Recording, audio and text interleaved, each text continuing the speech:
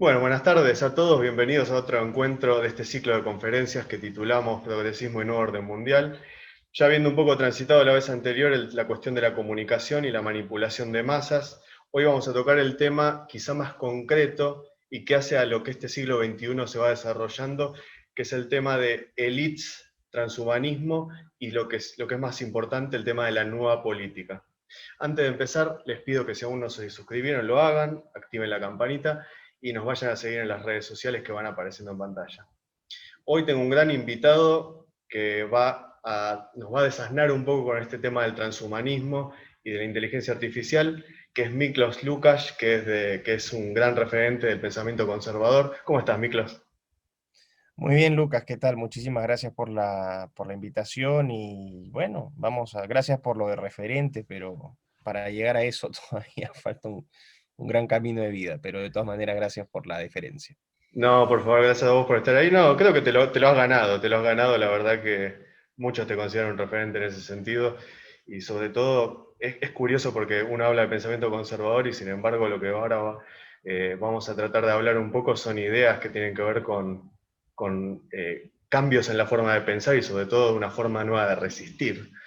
No, antes lo presento, por supuesto, Miklos Lukács es peruano, es profesor e investigador universitario de la Universidad San Martín de Porres, de allá de Perú. Actualmente radica en Inglaterra y obtuvo su PhD, su doctorado en Management de la Universidad de Manchester, y desde entonces es profesor e investigador en la Universidad de ESAN, que es la Graduate School of Business, y ha dictado, bueno, dicta por supuesto cursos sobre innovación y política de ciencia y tecnología en las universidades de Essex, Manchester y Wellington. Gran discípulo también del pensador Roger Scruton.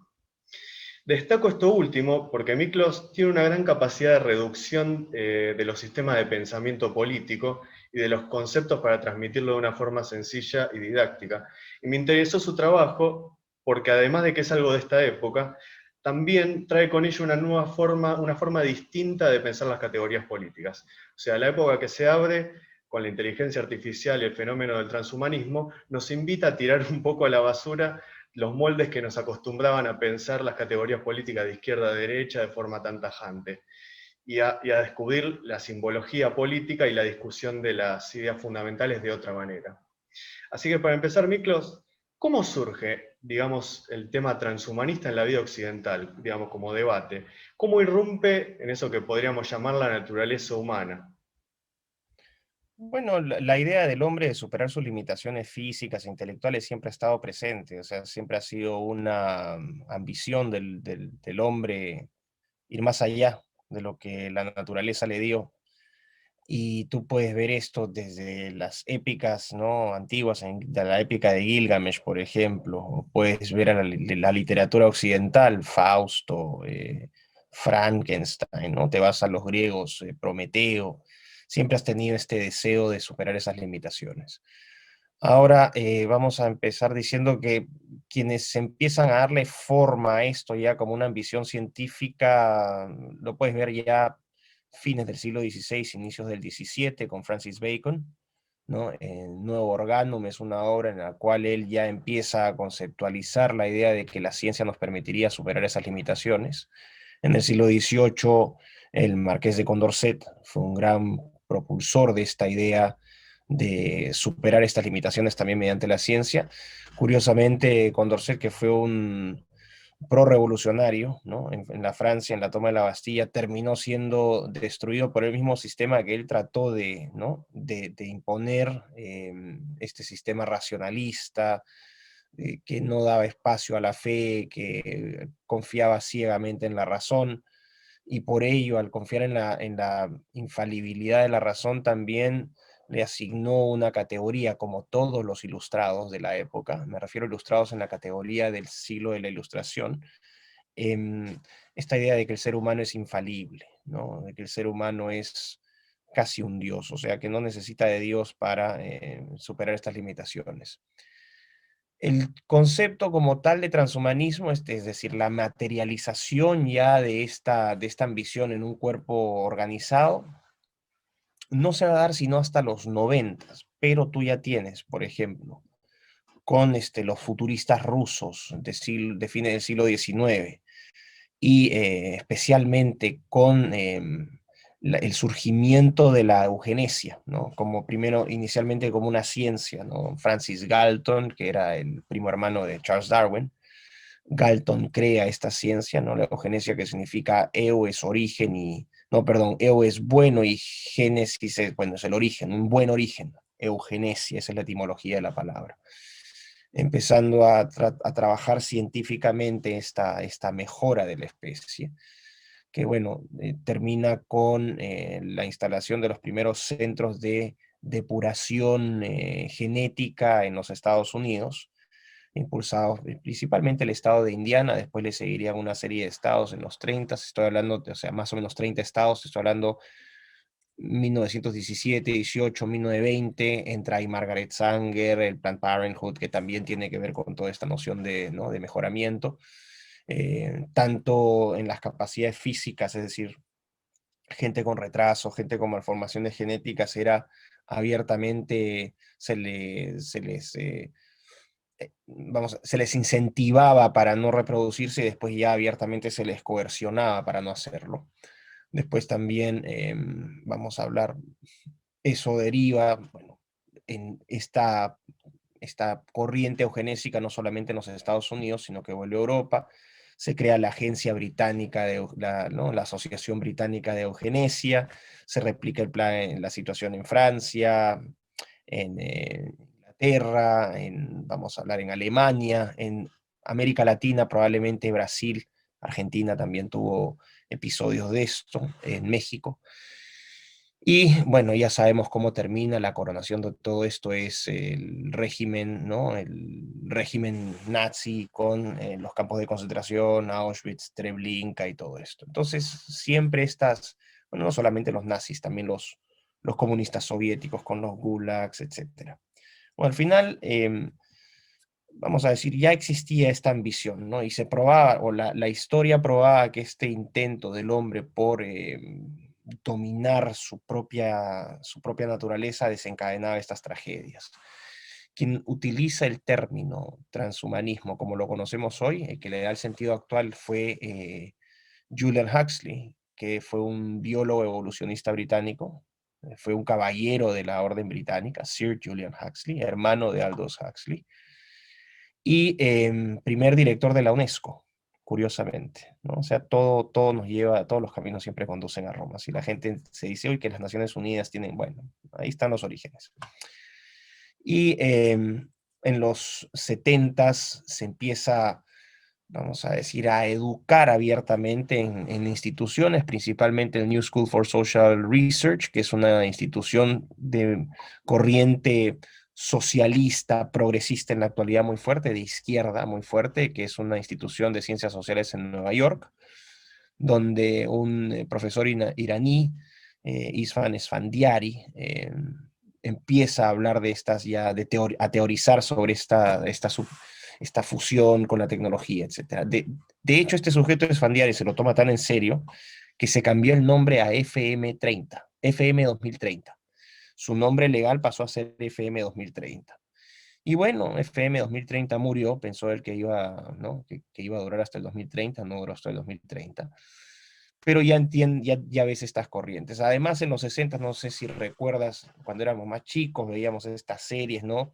Perdidos en el espacio, ¿no?, Star Trek, todas estas series que empezaban a hablar de robots, que empezaban a hablar de la colonización del espacio, muy en la onda también con esta carrera espacial durante la Guerra Fría. Era una era de gran intensidad en los temas tecnológicos.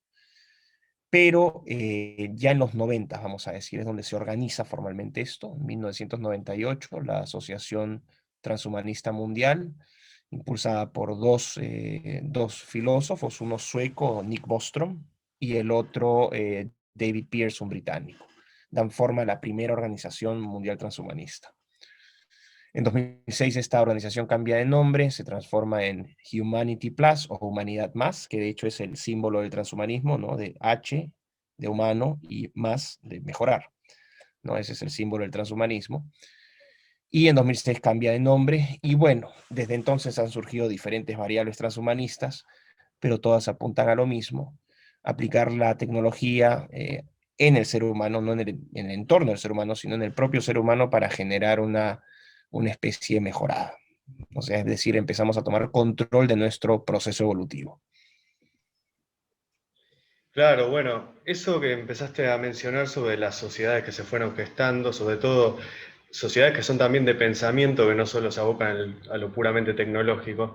En ese sentido, ¿cómo se relaciona el pensamiento que hoy vivimos, progresista, que ya tiene tendencia mundial y tendencia coercionadora a nivel mundial, que ahora está silencia por Twitter, silencia por las redes sociales, censura a todo lo que puede, inclusive a Donald Trump? ¿Cómo se relaciona ese pensamiento progresista con estos nuevos fenómenos tecnológicos y sobre todo con aquellos que los impulsan? Estoy hablando de financistas que juegan más allá de las reglas del capitalismo. Bueno, es que tienes que ir a la definición de progre, ¿no? De progresista. Se tiene una idea muy confusa de lo que significa ser progresista o progre. Se le asigna esta categoría a la gente de centro izquierda, izquierda o incluso izquierdistas radicales reciclados en demócratas, ¿no? En pseudodemócratas. Y eso es parte de la definición, pero no es el corazón de la definición de un progresista. El progre es en esencia un sujeto que cree que la reforma social, política y económica se debe realizar mediante la aplicación de tecnología, mediante el desarrollo científico. Por eso tú ves que adoran a la diosa ciencia, y también esta devoción por la tecnología. Por lo tanto, el instrumento principal de reforma para el progre es la ciencia y la tecnología. Que la inmensa mayoría de progres no lo sepan, eso es problema de ellos, ¿no? Porque no son son personas tan poco preparadas, ¿no? Porque para ser progre, por lo menos en América Latina, yo creo que el requisito debe ser un coeficiente intelectual menor a 85. Y eso es lo que estoy siendo generoso, ¿no? Entonces, gente que no sabe a qué apunta, simplemente es gente, sobre todo, ¿no? Gente enojada, gente con mucho resentimiento, gente que fue creada o criada, ¿no? Con esta idea de víctima, ¿no? De siempre, de jamás asumir responsabilidad por sus propios actos, de siempre echarle la culpa a tercero de todos sus fracasos, gente que tiene la iniciativa del emprendimiento completamente destruido, la capacidad de pensamiento crítico completamente amputada. Son los borreguitos ideales, ¿no? Ese es vamos a decir, la masa de progres. No es que esta gente sea progre, porque para ser progre tendrías que saber qué significa ser progre. Estos simplemente son los tontos útiles. Bueno, los progres, los que están en gobierno, los que más o menos, los que se ganan los puestitos de trabajo en ONGs, en organismos multilaterales, tampoco es que sean muy elaborados, ¿no? Pero tienen una característica, es que son muy serviles, muy leales. Es gente que sabe que en una situación normal jamás hubiesen llegado a los puestos que están ocupando por su profunda mediocridad. Es gente que tiene que recurrir al servilismo para poder ser alguien en la vida. Y por eso los vas a ver que son muy leales, muy comprometidos con la agenda. Son capaces de vender a su madre para tener todos los beneficios que tienen. Gente que no tiene ningún reparo en traicionar a su país, a su propia gente, en echar a otros. Esa es la catadura moral del progre, por lo menos en América Latina, ¿no? Bueno, y en general en todo el mundo. El progre es la misma basura en todas partes. Pero bueno, entonces, habiendo dejado claro el hecho de que el progre piensa, ¿no? Que el principal instrumento de reforma es la ciencia y la tecnología, entonces ahí es donde entras con esta idea de por qué el progresismo ataca tanto a la fe, ataca tanto al cristianismo, porque vamos a decir, el cristianismo le impone una serie de valores y principios absolutos. El progresismo nada en la relativización. Para que el progresismo se materialice, tienes necesariamente que relativizar al ser humano y tienes que relativizarlo todo. ¿Por qué? Porque el progresismo es, si bien adula y adora a la ciencia, es anticientífico por definición. Y si no creen, bueno, vean la definición de género, la negación del concepto de vida en el aborto, todos estos estudios medios truchos de medio ambiente, ¿no? Es decir, no es que la ciencia esté buscando la verdad, sino que la ciencia ha sido prostituida por el poder del dinero y la política para obtener resultados que refuercen la narrativa de esa agenda progresista. Y es ahí, bueno, entendiendo que la tecnología es el instrumento de cambio principal, te vas a quiénes son los que manejan la tecnología. Y ahí lo que tienes es, por lo menos en el campo de las redes, en el campo del Internet, tienes oligopolios de facto. Entonces tendrás, por ejemplo, Big Tech en los Estados Unidos, en China tienes su propia Big Tech también.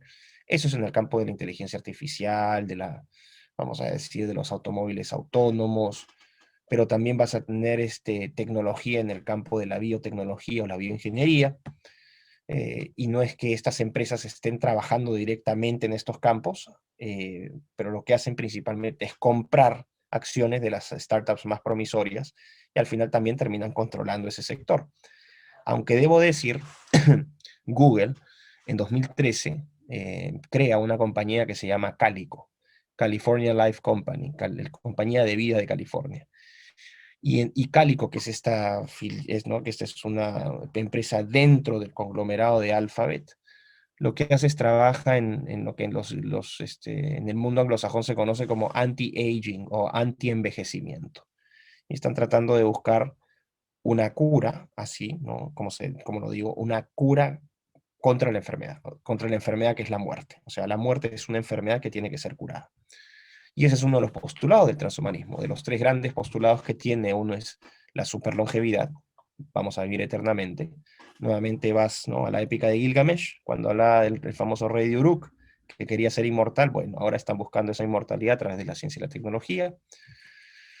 El segundo punto es la superinteligencia. Somos amebas en el proceso evolutivo, entonces vamos a meternos chips, procesadores, RAM, todo lo que sea, y vamos a ser superinteligentes.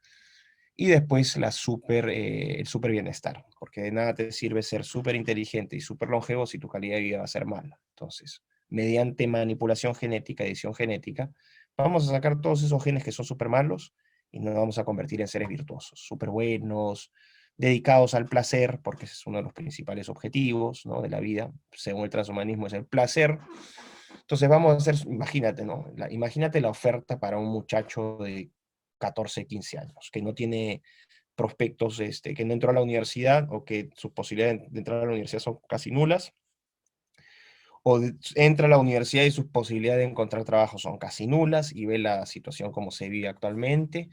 Lo único que ve diariamente es Netflix, las películas estas de ciencia ficción, sus videojuegos, Cyberpunk 2077, Metal Gear, Soma, constantemente bombardeado con combinas esas dos situaciones y la propuesta del transhumanismo viene a ser muchísimo más atractiva que una propuesta, por ejemplo, que la propuesta que te puede hacer la Iglesia Católica, porque uno te ofrece ser un superhéroe, ¿no? Superpoderoso, eterno, con un placer y un bienestar ilimitado, y el otro te ofrece sacrificio, entrega. Te das cuenta. Entonces, ese es el problema de la situación actual, de por qué es tan peligrosa la, la propuesta transhumanista hoy, porque se vuelve muy atractiva. Y ahí también en el campo de los que me mencionabas, Big Finance, donde están invirtiendo junto con Big Tech, los grandes fondos de inversión, banca de inversión, invierten en estas tecnologías que se llaman tecnologías convergentes, en inteligencia artificial, en biotecnología, en nanotecnología, robótica, impresión en 3D, ciencia de materiales, impresión, computación cuántica, etc. Entonces ahí más o menos cómo se va armando todo. Y en ese entramado estamos hablando de un mundo realmente horrendo, o sea, en el sentido, me hace acordar un poco al último hombre de Nietzsche, que decía que es el que se cree el que finaliza la historia, el que tiene la llave, apaga la luz, cierra la puerta y dice acá termina todo, conmigo termina todo, y como él lo describía también, el más decadente de todos. Este, digamos, pues se ve como un mundo realmente donde triunfa esa estética o antiestética, porque es como los disvalores. Vos ponías de un lado lo que te exigía sacrificio, lo que te exigía un objetivo en la vida, un destino, una idea quizá trascendente, en cambio es borrado por la inmanencia absoluta y esto resulta ya no solamente atractivo para jóvenes o muy jóvenes que tienen una perspectiva, que no tienen perspectiva de futuro directamente, y esto es lo que le interesa principalmente a estos gigantes. En ese sentido, ¿cómo se relacionan esos gigantes de la tecnología?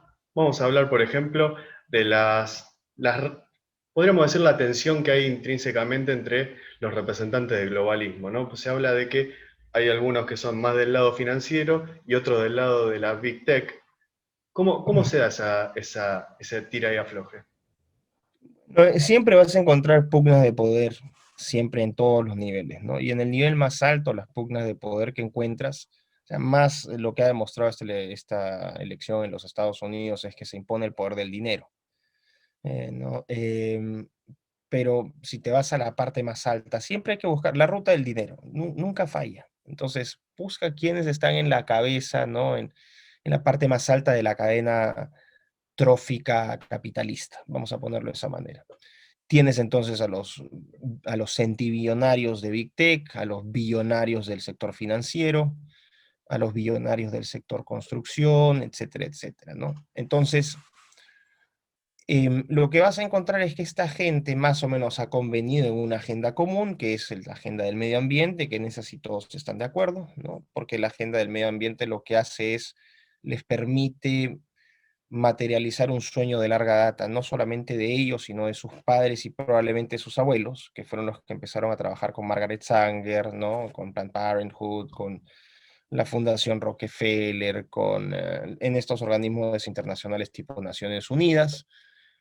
Y ahora entonces ven en esa agenda del medio ambiente la justificación para el control demográfico. Esa es una, en esa están de acuerdo. En el tema LGTB completamente de acuerdo. ¿Por qué? Porque la bandera es la bandera a la cual ellos, es la única bandera a la cual le deben lealtad. Porque tú puedes decir, por ejemplo, que Gates nació en Estados Unidos, pero su lealtad a los Estados Unidos es nula. Lo mismo puedes encontrar con todos estos billonarios capitalistas, Zuckerberg, le importa un pepino. La lealtad que tiene es con la bandera del arco iris, que no es la bandera LGTB, esa es la bandera del globalismo. La vas a ver flamear en todas partes. Esa es la bandera que te dice acá hay agenda progre y globalista. ¿Ok? Entonces, en eso puedes encontrar intereses comunes, pero también hay una pugna importante porque finalmente, si tú decías cuál era el gran poder detrás del poder desde pasada la Segunda Guerra Mundial hasta más o menos 2010, ¿no? Más o menos por ese momento, era el poder financiero y los medios de prensa. Esa era la alianza tácita, el poder detrás del poder, ¿no? Los Merrill Lynch, Bear Stearns, que desapareció con la crisis financiera global, todos estos, no sé, pues Barclays, JP Morgan Chase, etcétera, ¿no? Más los medios de comunicación. Irrumpe fuertemente Big Tech en 2000, en 2010, y ya tienen un poder, un músculo financiero muy, muy fuerte. Ya empiezan a pechar a estos gigantes financieros. ¿Y cuál es el problema? Si bien al principio se querían mucho y se chocaban copas en Davos, eh, yo creo que el sector financiero empezó a ver la amenaza que le planteaba Big Tech. ¿Por qué? Porque Big Tech tiene el suficiente músculo financiero, como te dije, como para generar un sistema financiero paralelo. Y aquí entra el tema, por ejemplo, de las criptomonedas, ¿no? Todo lo que es cripto apoyado por tecnología blockchain. ¿Quiénes manejan esa tecnología? Bueno, ¿quiénes manejan la información, que es la que te permite generar ingresos? ¿No? Entonces, tienes casos como Libra, ¿no? Esta moneda, esta criptomoneda que Facebook jamás llegó a sacar, pero era la amenaza, ¿no? Era el timbre que le decía, mira, ¿sabes qué? Estos nos pueden sacar de circulación a nosotros. La prensa tradicional ya lo ha sentido, ha sido completamente desplazada, ¿no? Si ahora existe es porque, bueno, obviamente hay gente que todavía tiene mucho poder económico y sigue generando cierta rentabilidad, necesariamente aliado con las remesas publicitarias que les dan plataformas de Big Tech, si no ya habrían desaparecido. Y otra manera de financiarla es con nuestra plata, es decir, nosotros financiamos con nuestros impuestos a esta manga de parásitos y de inútiles que hoy se hacen llamar periodistas, que son vulgares activistas, ¿no? Como te dije, IQ menor a 85, tiene que ser un requisito, ¿no? Ahí ves tú el perfil de los políticos argentinos progres más destacados. Son unas bestias, tanto como lo son en Chile, como lo son en Perú, como lo son, o sea, es la misma basura en todas partes, como lo dije antes. Entonces lo que vas a tener aquí es esa pugna que se da, esa llamada de atención de los financieros. El 2016 gana Trump, eh, y quienes le echan la culpa de la derrota de Clinton fueron Big Finance a Big Tech, principalmente Soros. Y por eso vas a ver que el contacto del sector financiero con el sector político es mucho más fuerte en el sector financiero con respecto al sector tecnológico. Aunque el sector tecnológico ya entendió que el lobby es clave y quienes más han gastado largamente en lobbies, tanto en la Unión Europea como en el gobierno de los Estados Unidos, como en organismos supranacionales, han sido Big Tech. Big Tech está gastando una fortuna en lobbies, porque entiende que tiene que construir esta red de lealtades que los financistas han construido durante décadas. Entonces, eso está ocurriendo ahora, pero de todas maneras, Big Finance sigue teniendo el músculo, sigue teniendo la fuerza, la preeminencia, y ahí vas a ver que el 2016, ¿qué le pasó a Facebook? ¿Qué le pasó a Google? ¿Qué le pasó a Twitter? El caso de Facebook y Google principalmente, y Facebook principalmente, o sea, Soros literalmente considera a Mark Zuckerberg un imbécil. Lo ha escrito hasta públicamente, este sujeto es un peligro. Así lo ha dicho, ¿no? Entonces, y creo que no tiene razón, o sea, creo que tiene razón en ese sentido Soros, le doy la razón en algo. Y lo que ha pasado fue que, bueno, hicieron su lobby, sancionaron a Big Tech con inmensas multas, tanto en la Unión Europea como en el Congreso de los Estados Unidos. Bueno, ahora la elección de 2020 se proponía la meta era conjunta, más allá de las diferencias que puedan tener ellos, el enemigo superior seguía siendo Trump. Así que nuevamente PIC se unieron, sacaron a Trump, el candidato de Big Finance es Biden, la candidata de Big Tech era Kamala Harris, ¿no? Que probablemente va a ser la presidenta de facto de Estados Unidos. Quienes estén soñando que Sleepy Joe va a tomar las decisiones están en otro planeta. Algo le va a pasar a ese señor, lo van a dar de baja, pero ya cuando entre Kamala Harris ahí vamos a ver hasta qué nivel llega el progresismo. De hecho, hoy han nombrado a un hombre, ¿no? Un trans, como subsecretario de salud de los Estados Unidos. Es una cosa, pero no. Yo no tengo nada con que sea trans. El hecho es que el mensaje es muy claro.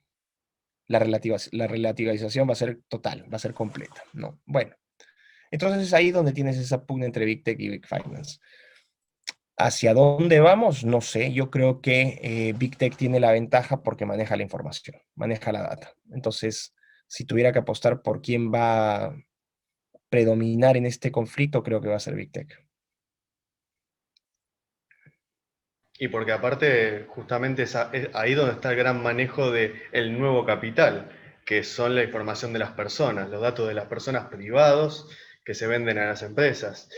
En este sentido, un poco, toda esta puja ha trastocado las reglas de juego tradicionales del sistema capitalista, como hemos visto, y también, obviamente, eso conlleva que trastoca o desdibuja la antigua delimitación, digamos, pareciera derecha-izquierda en este nuevo escenario, ¿no? ¿Se puede seguir hablando todavía, Miklos, en estos términos de derecha-izquierda, aunque sea de forma esquemática, o pensás que ya conviene usar otros?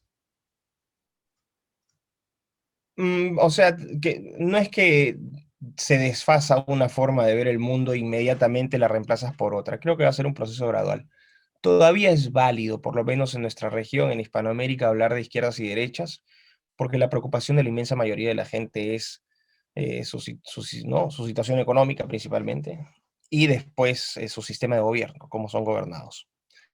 Entonces, en nuestra región todavía sigue teniendo esa relevancia.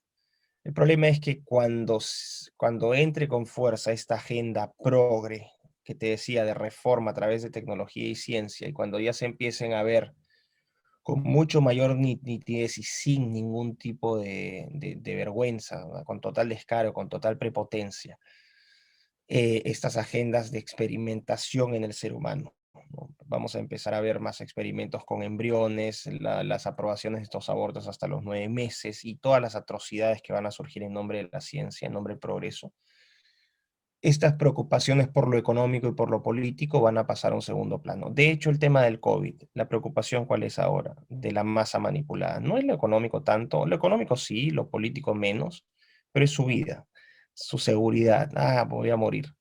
Entonces, ya no es el modelo económico político, sino el ser humano. No solamente como en su esperanza de vida o en sus posibilidades de vivir, sino también en su definición e identificación como especie. Y aquí entran los temas de cómo la tecnología va a empezarse a promover activamente que, sobre todo los más jóvenes, los más vulnerables, libre y voluntariamente, ¿no? Previo adoctrinamiento, que es lo que omiten, empiecen a experimentar con ellos. Ya ocurre, los biohackers, para aquellos que no sepan, estas personas que desde sus garajes compran kits de CRISPR y empiezan a experimentar con animales, con sus perros, con ranas, a modificarlos genéticamente, incluso también con ellos, ¿no? Ya tienes eso. Entonces, poco a poco esto se va a ir volviendo más laxo. Y a medida que esto se vuelva más visible para las grandes masas, la pugna ya no va a ser tanto el modelo económico político, sino qué queremos como especie. Entonces aquí vas a tener dos grupos, los bioconservadores, que es lo que yo he estado, ¿no?, hablando, los bioconservadores que son aquellos que van a decir vamos a proteger nuestra especie como es, o sea que la tecnología esté al que la ciencia y la tecnología estén al servicio del ser humano, manteniendo su integridad, ¿no?, su identidad anatómica, genética, biológica, etcétera. Y por otro lado vas a tener un bloque de transhumanistas en sus diferentes variables que te van a decir, ¿sabes qué? Métele toda la tecnología que sea porque Dios no existe, nosotros somos dioses y no hay nada más alucinante que poder tentar ser un Iron Man, por ejemplo. Entonces, y lo curioso es que estas categorías, ¿por qué ya no son útiles las antiguas? Porque vas a encontrar gentes que se llamaban antes de izquierda y gentes de derecha, o sea, esto es apartidista, aideológico, se configura un nuevo espacio, que van a convenir en este bioconservadurismo. Y vas a encontrar también de la misma parte aquellos que sean más pro-transhumanos, o sea, transhumanistas, ¿no? Y aquí el progresista calza perfecto, todo progre calza perfecto con esta definición de más esta afinidad por el transhumanismo. Por eso vas a encontrar que cuando hablamos, por ejemplo, de liberprogres, ¿no?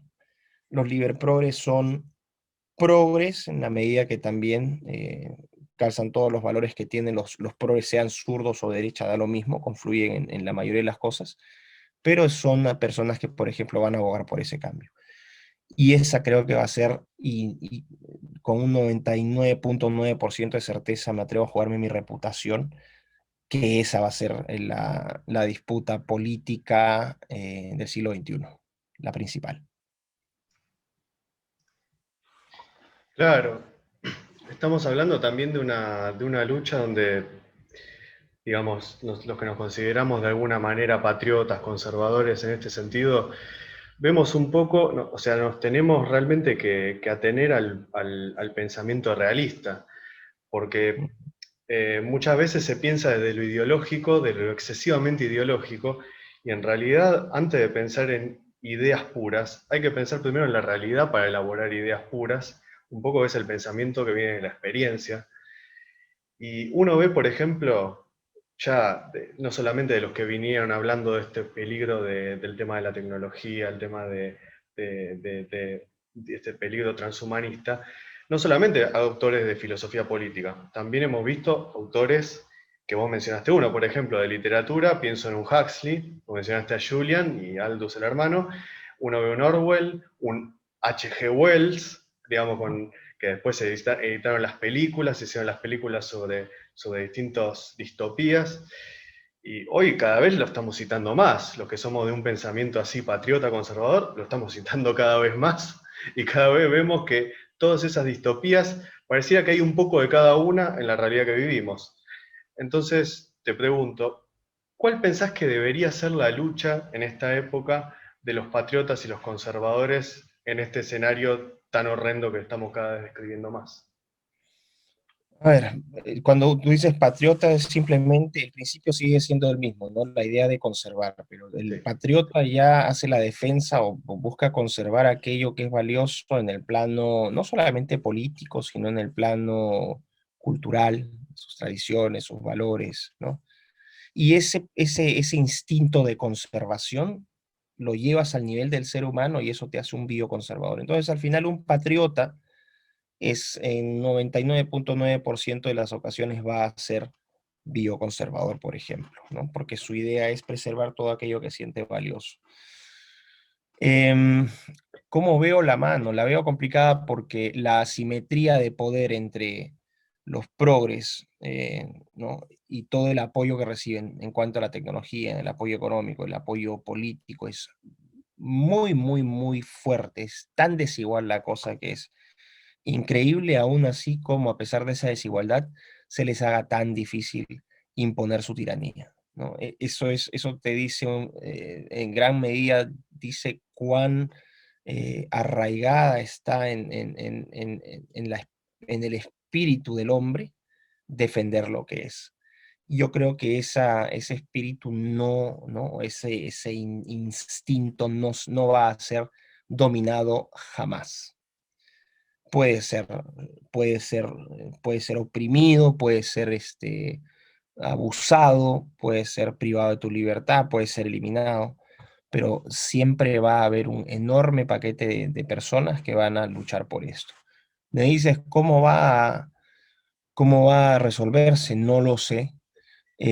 Yo siempre dije que si te ahogan, bueno, no es que yo sea un sabio, todo el mundo puede llegar a esta conclusión lógica, ¿no? Si es que te ahogan todos los caminos de debate o de diálogo y de consenso, de negociación institucionales, lo único que te queda es actuar fuera de la legalidad, o por lo menos fuera de la ilegal legalidad que te han impuesto, porque los progres lo que han hecho es usar el Estado de Derecho para minar el Estado de Derecho.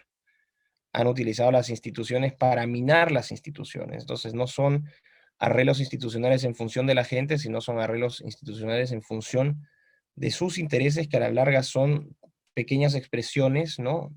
Pequeñas migajas de los intereses de aquellos que les financian.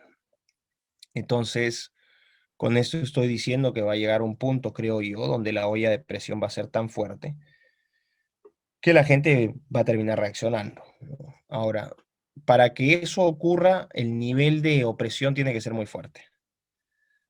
Y por eso te digo, todavía está, la gente está muy cómoda, sigue endulzada con esta idea del COVID, que sí, ya salió la vacuna y hay esperanza y te empiezan a regalar estas cosas, pero la gente está súper dormida, hay una ignorancia tremenda con respecto al potencial de estas tecnologías, lo que hacen, qué son, y además los problemas del día a día de la gente, ¿no? Tiene que pensar que poner un pan en la mesa, tener a los hijos en el colegio. Entonces, estas conversaciones de ciencia ficción que son indispensables, ni siquiera son, ni siquiera van a tener un tiempo, un espacio, porque no son prioritarias, por lo menos en el corto plazo.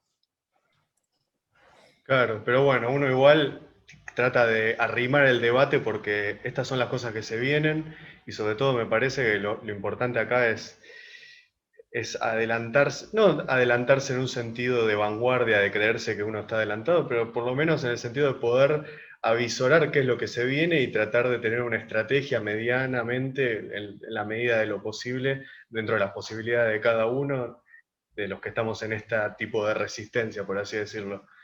Eh, Eso es importante, corto, porque la gente con justicia va a preguntar, pero ¿qué tonterías me está hablando este sujeto? Entonces, lo que yo estoy diciendo es simplemente lo que yo planteo es para que ustedes tengan una idea de dónde viene todo esto, cuáles son las motivaciones detrás de toda esta agenda tan confusa que ustedes están viendo. Esto le va a dar claridad. Esa es una cosa. Y la claridad es necesaria para poder dar buena batalla. La información es clave para poder dar buena batalla. Tú no puedes atacar al contrario si no sabes quién es el contrario. Si no sabes distinguir dentro de los que se presentan como aliados tuyos, que al final terminan siendo enemigos tuyos, los líder progres, por ejemplo, ¿no? Entonces es clave, creo. En eso radica la importancia de lo que yo he venido hablando todos estos meses de identificar con claridad al enemigo, hacer las distinciones entre aquellos que son falsos aliados, ¿no? De los que sí realmente estamos comprometidos, que somos bioconservadores, ¿no? En esencia, ¿no? Al final convergemos en eso. Y de tratar de entender dentro de toda esta complejidad, cuáles son los actores, cuáles son las estructuras que utilizan, por qué las utilizan. Entonces, para resumirlo aún más, transformar la intuición en información. Porque una cosa es intuir el nuevo orden mundial, las élites, las Naciones Unidas, Soros, Gates, son intuiciones.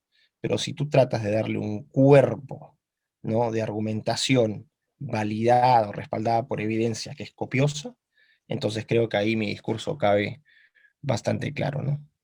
Claro, generar un conocimiento concreto más allá de las intuiciones, es decir, plasmarlo en algo que se Más concreto. materialice. Sí, Ponle caras, ponles apellidos, ponle nombres a las organizaciones, ponle motivaciones claras, ponles objetivos claros. ¿Por qué están haciendo esto?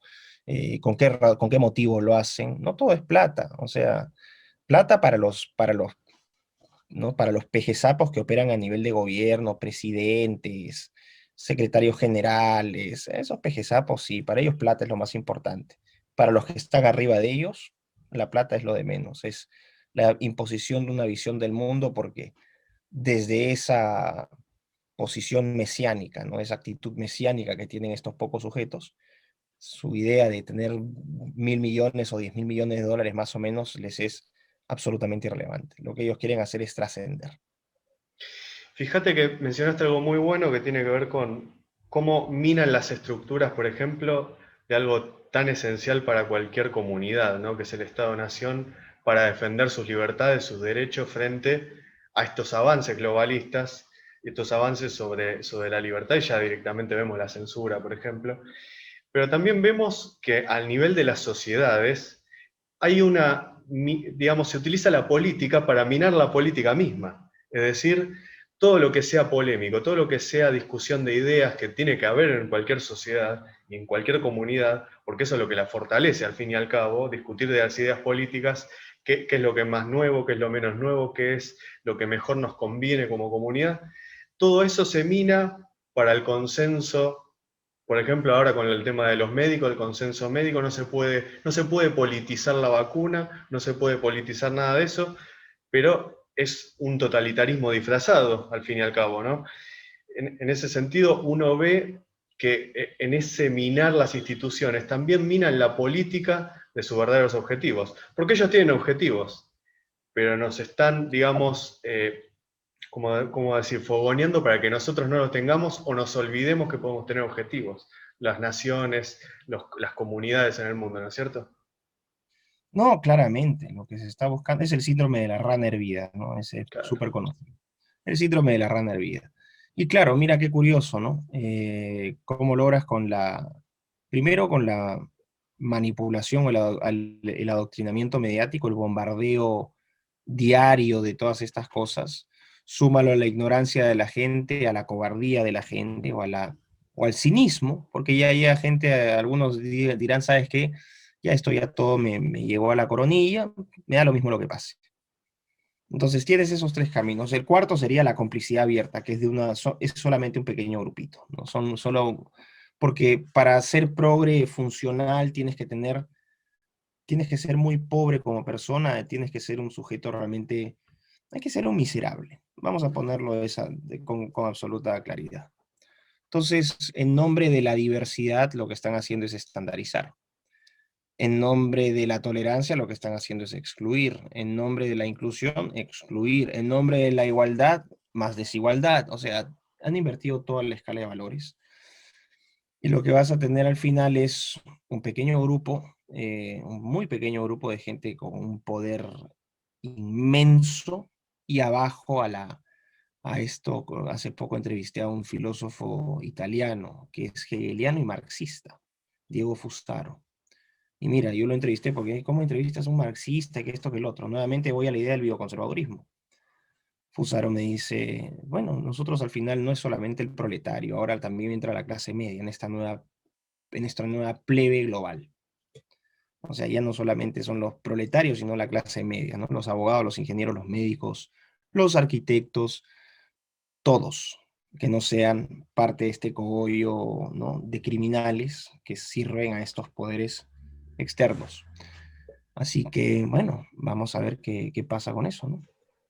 Qué importante que es la clase media en el concepto, ¿no? Porque al fin y al cabo en Occidente lo que le da valor y poder a las naciones, a los pueblos del mundo, son justamente sus clases medias porque nosotros como no tenemos sistemas como quizás en algunos países de Oriente, que me disculpen los que son afines a esos países, pero quizás en algunos países tienen una clase media de 300 millones de personas mantenida por un ejército de esclavos de 500 millones de personas, porque esa clase media mantiene políticamente el régimen, de alguna manera porque tiene algún derecho político.